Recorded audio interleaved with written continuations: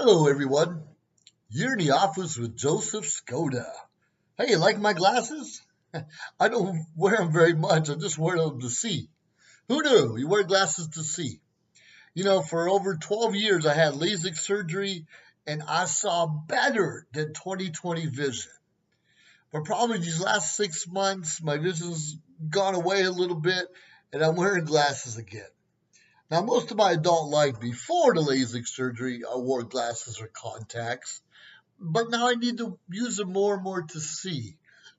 But I'm going to tell you, ever since I started wearing glasses again, within the last 6 or 7 months, it doesn't really matter because whatever I'm reading or seeing on social media is almost always considered fake news. Fake news.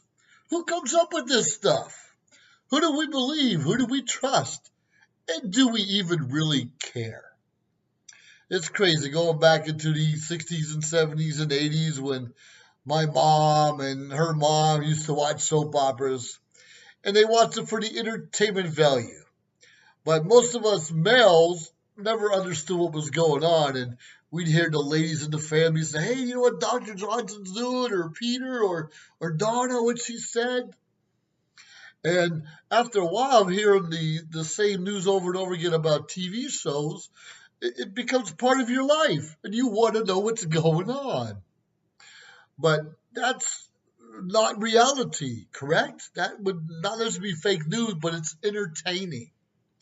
And I think more and more of us would just take what we see on the news, especially social media, just as entertaining before we make a judgment.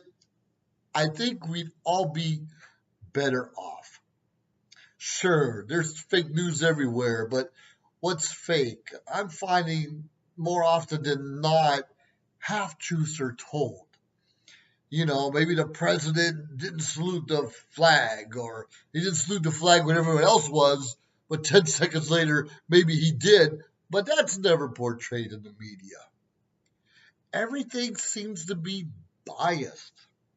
Obviously, if you're an Oakland Raider fan and you know they're moving to Las Vegas soon, you might have a stigma in your mind. Oh, they belong in Oakland and California. That's where they need to be. And regardless of where they move, even if they become a better team, it's irrelevant because they're Oakland and the Raiders.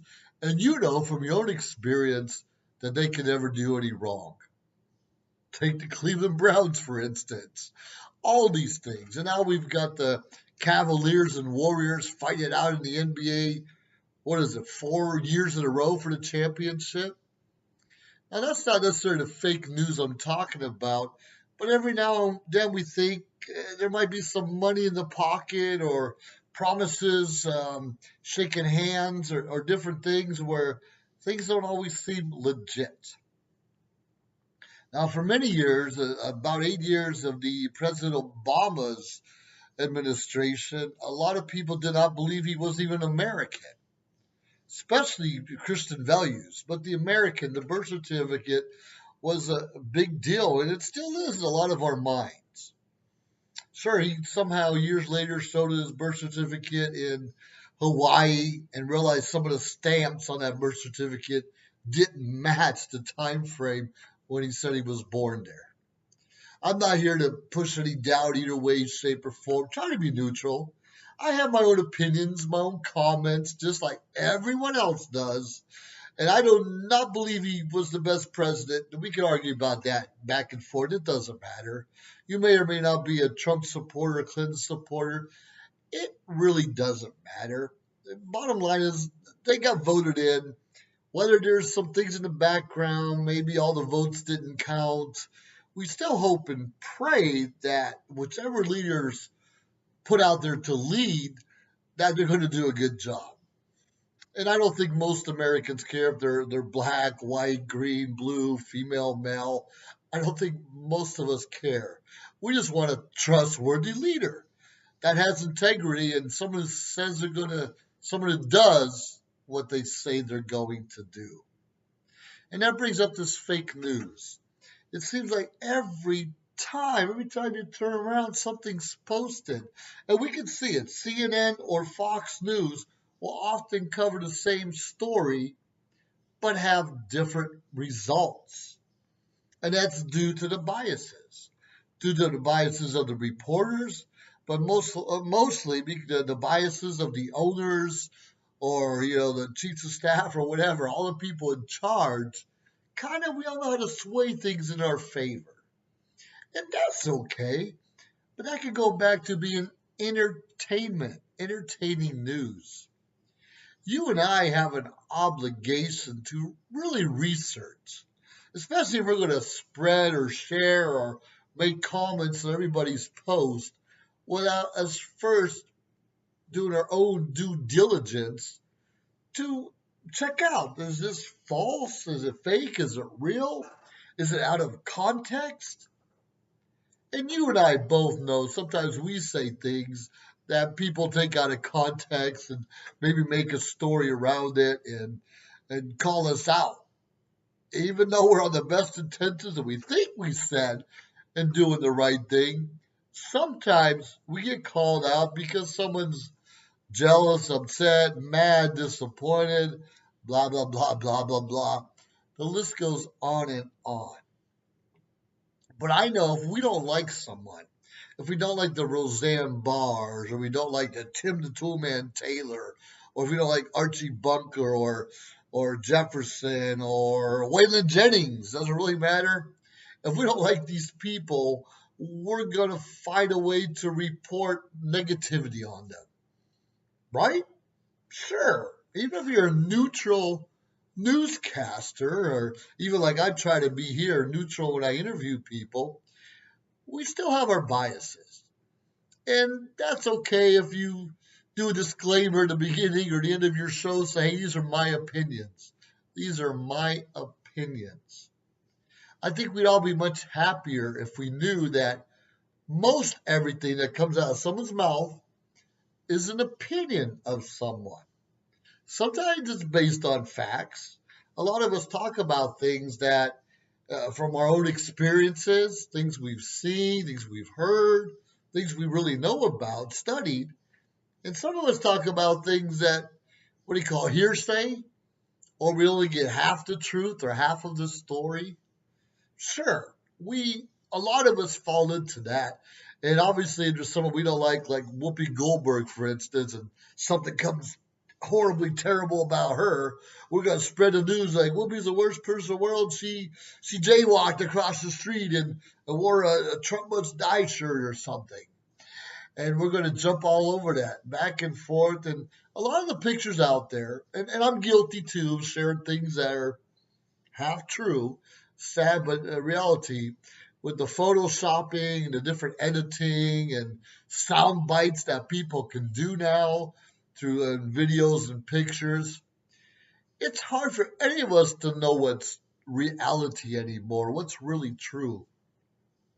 I get it. And for the longest time, if it was in print or out there, even online, we just assumed it was factual. Why should we think otherwise? Whether or not the Russians or Canadians or Mexicans or Ethiopians are interfering with our elections or anything else we're going to do. And let's be realistic, all the superpowers around the world are all looking into each other's business. It's kind of what we do. It's how we stay ahead of the game, and we want to know who the next leaders of those countries are going to be and what kind of technology or arms they have that could potentially hurt us. That's kind of part of life and what we sign up for.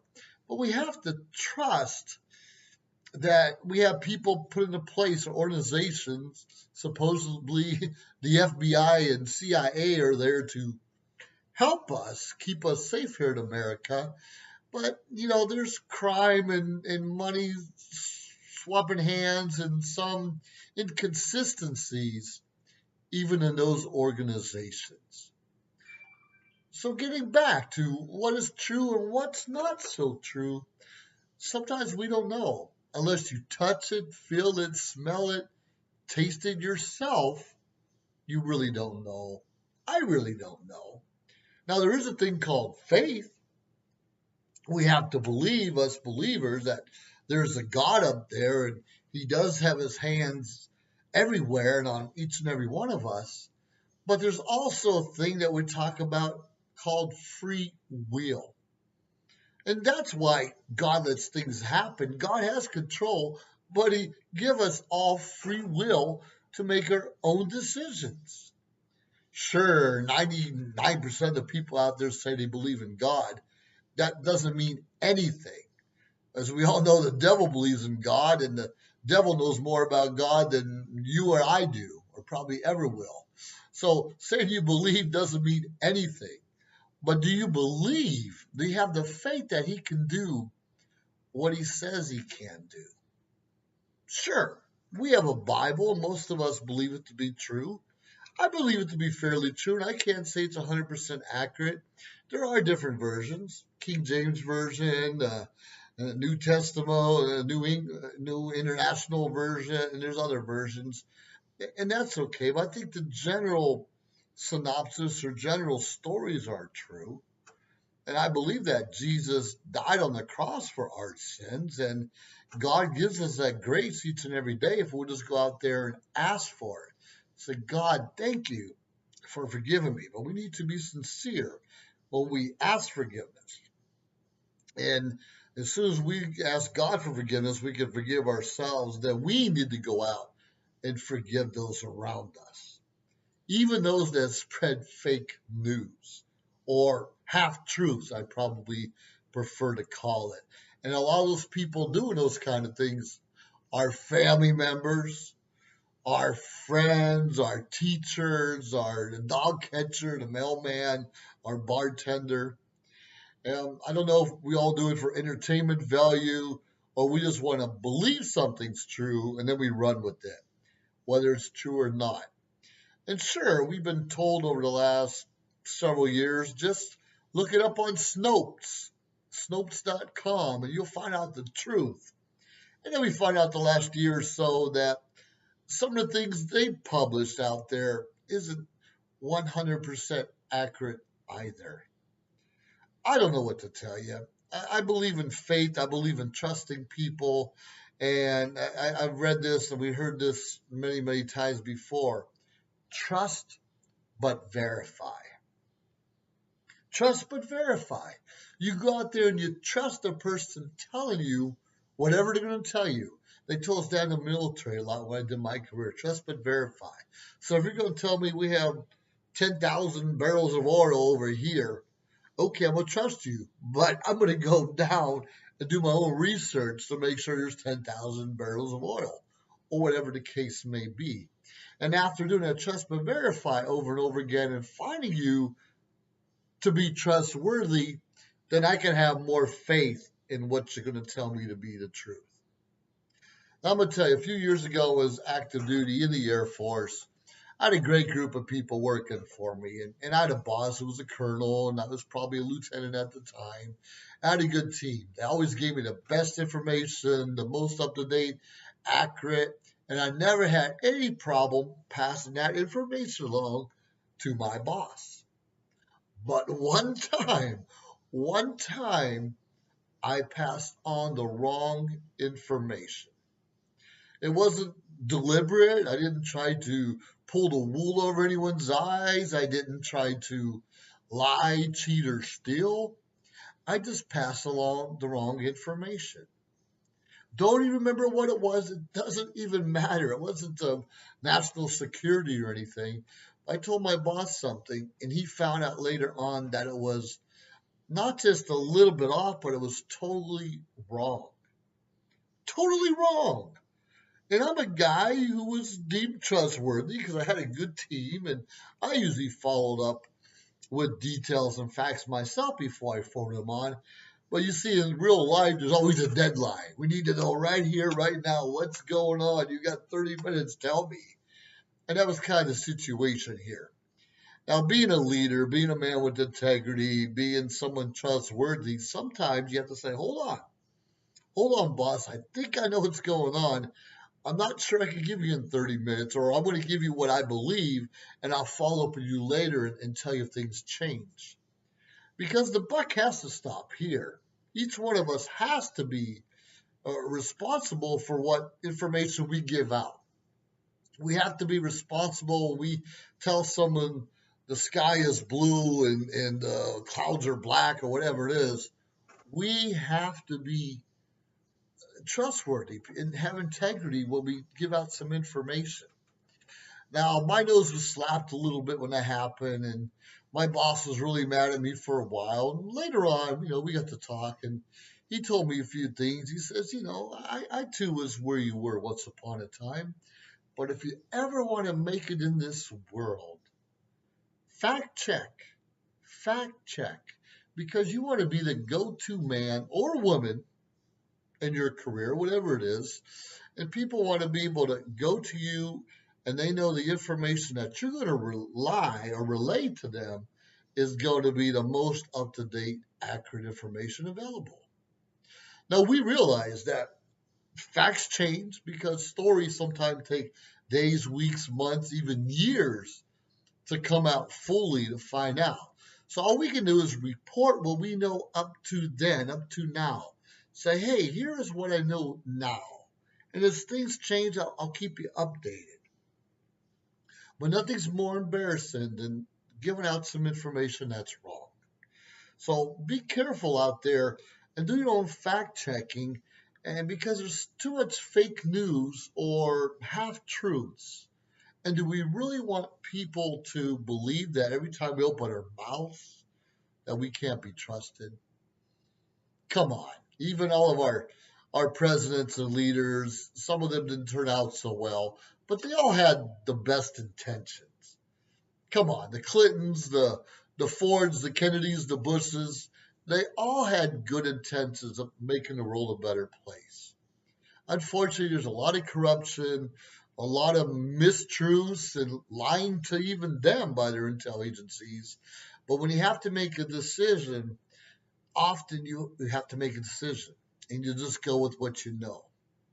But we have to be flexible enough to say, yo, that's a great idea, but let me double check, let me review, let me come back to this later on and adjust as necessary.